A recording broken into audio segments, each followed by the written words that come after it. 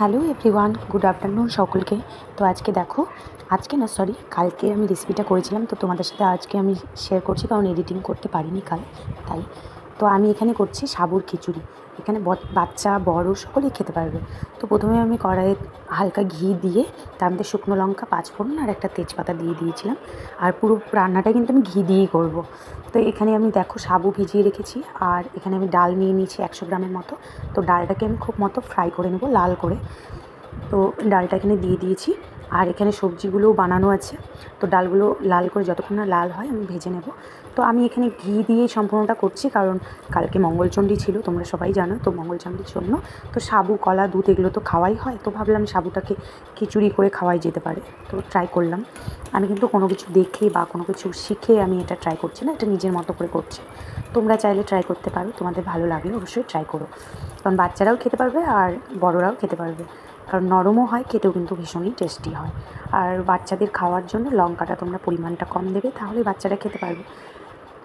আর বড়দের আমি এখানে 4টা লঙ্কা দিয়েছিলাম, কারণ আমি খাবো বলে। তো আমার বাচ্চারাও খেয়েছিল, তো ঝাল ছিল না জন্যই লঙ্কাগুলো দিয়েছিলাম 4টে। তো যাই হোক, আমার এখানে দেখো পুরোপুরি লাল কিন্তু হয়েই গেছে ভাজা। তো এখন আমি এই পর্যন্তই আমি এখানে তোমার সবজিগুলো সব অ্যাড করে নেবো। আগে আমি সবজিগুলো ভাজিনি, তো পরে ভাজছি। এই যে সবজিগুলো এখানে ভেজে নিচ্ছি, তো সেই জন্য এর সাথে ডালটার সাথে একসাথেই সবজিগুলো ভেজে নেব। সবজিগুলো অনেকক্ষণ ভাজতে হবে। আমি এখানে একসঙ্গেই দিয়ে দিয়েছি, আর এই ডালটার সাথে একসাথেই ভেজে নেব খুব ভালো করে, আর লাল করেই ভাজবো একসঙ্গে। যেহেতু সবজিটা একটু জল ছিল, তাই ডালটা পোড়ারও সম্ভাবনা নেই। একসাথেই ভাজাও হবে, অনেকটা সেদ্ধও হয়ে যাবে, কারণ সাবুটা তো খুব তাড়াতাড়ি সেদ্ধ হয়, আর আমি ভিজিয়ে রেখেছিলাম, সেই জন্য খুব তাড়াতাড়ি হয়ে যাবে। সেই জন্য আমি সবজিগুলোকে আগে থেকেই একটু সেদ্ধ করে নেব, মানে ভাজাও হবে সাথে সেদ্ধটাও হয়ে যাবে। তো দেখো, এই দেখো এখনও কিন্তু ভাজা হয়নি আমার এখানে।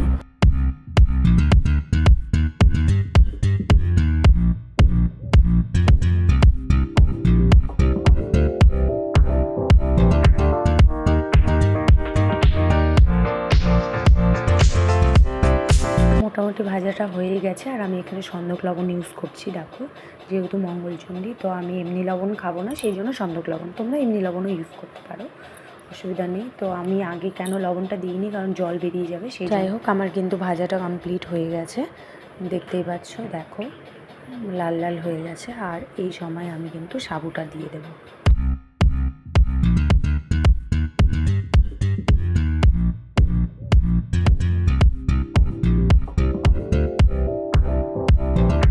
আমার দেখো সাবুটা দেওয়া হয়ে গেছে, আর কিছুক্ষণ আমি এখানে একটু সাবুটা এই সবজিগুলোর সাথে মিশিয়ে নিলাম।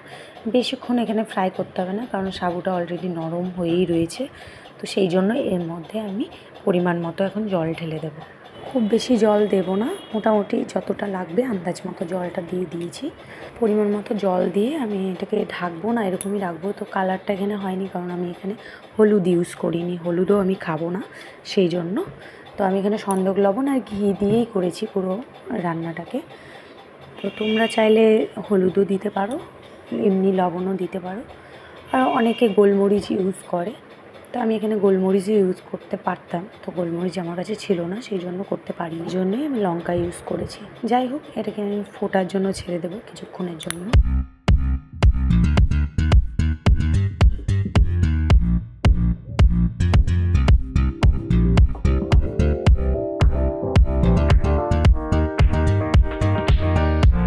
তো তোমরা এখানে দেখো যে ফুটেই গেছে আর হয়েই এসছে, খুব বেশি সময় আর নেবে না হতে। তো এখানে সাবুগুলোও দেখা যাচ্ছে, খুব বেশি সাবু এখানে দিই। এখানে কিন্তু আমার সাবুর খিচুড়ি একদম তৈরি হয়ে গেছে। তো আমি গ্যাসটা অফ করে দিয়েছি, এটা ঠান্ডা হলে কিন্তু আরও জমে যাবে। তো এই নামানোর পরে গ্যাসটা অফ করে আমি এখন ঘিটা দিয়ে দেবো। তো তোমাদের আমি যেহেতু ক্যামেরাটা ধরেছিলাম, তো এক হাতে দেখাতে পারলাম না, সরি। এটা তো আমি দুটো থালে বেড়ে নিচ্ছি, কারণ আমার বাচ্চাদের দেওয়ার জন্য, আর বাদ বাকিটা রেখে দেবো আমি খাবো বলে। তো ওরাও ভীষণ ভালোবাসে এটা। তোমাদের যদি ভিডিওটা ভালো লাগে অবশ্যই একটা লাইক করো। টাটা।